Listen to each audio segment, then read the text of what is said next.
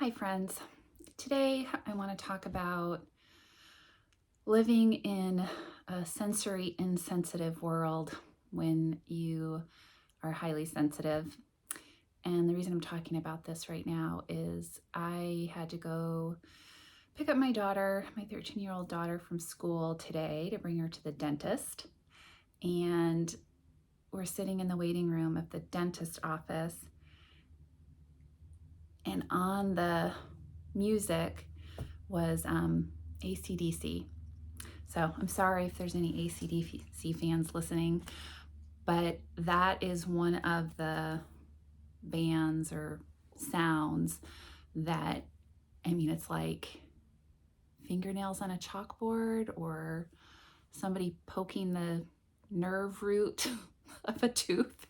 It's so like physically painful to me. And my daughter, I said under my breath, "Oh, this music's killing me." And she's like, "Just don't listen to it. Listen to something else." And I thought, like, isn't that the way it is, right? Like, if we don't experience something ourselves, it's really difficult to understand it. And that's no fault of anybody, right? That's how we relate, is from our own experience. It wasn't particularly loud. Nobody else seemed to mind it at all. Maybe other people were sitting there in their own personal hell also, but it didn't seem it.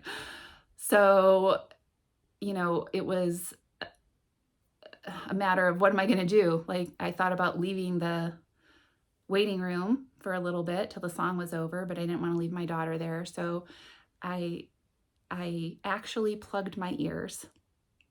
I felt like a child, but that's what I did until the song was over. And I had to manage that input, just for the sake of my health and well-being and the toll it was taking on my system. And then she wanted to go to Chipotle for lunch, which I like the food, but it's very cold and loud and bright in there. So it's really an unpleasant environment for me. So that's where we went to lunch afterwards. So I'm tired. I'm exhausted.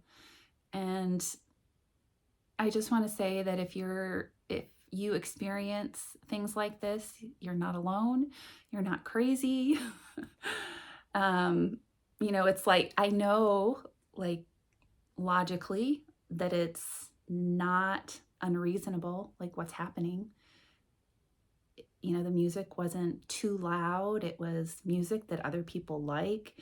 But what it feels like to me is, I can only imagine, the only comparison I can come up with is, having loud blaring music and a strobe light in your face. It feels like an attack.